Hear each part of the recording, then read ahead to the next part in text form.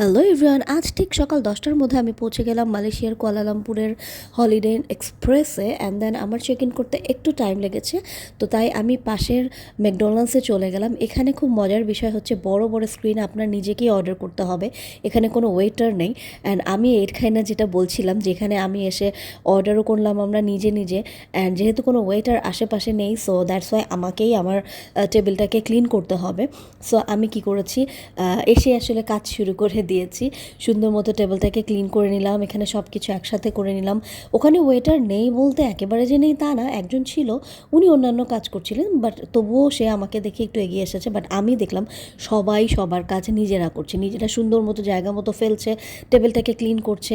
এগুলো আসলে বিদেশে আসলে আমার সবচাইতে ভালো লাগে। আর আমি ট্রাই করি সবারটা দেখা দেখি করতে। হ্যাঁ, আমিও বাংলাদেশে থাকতে আমিও হয়তো বা নিজের টেবিল থেকেই খাওয়া দাওয়া করে উঠে যাই, সেটা গুছাই না, আমার বুয়া গুছিয়ে ফেলে।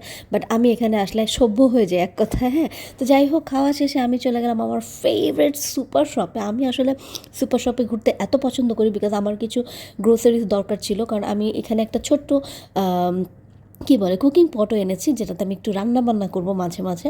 তো যাই হোক, আমি এখানে থেকে অনেক কিছু নিয়ে নিলাম।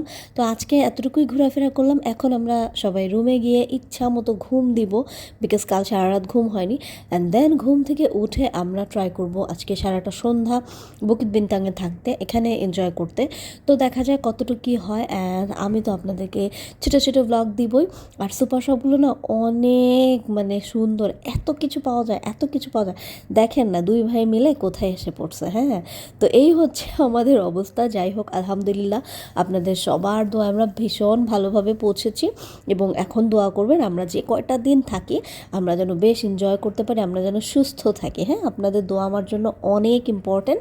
তো যাই হোক, হোপফুলি 10-12 দিন থাকবো, মজা করবো, অ্যান্ড আপনাদেরকে সব ডিটেলস দিব। আল্লাহ হাফিজ।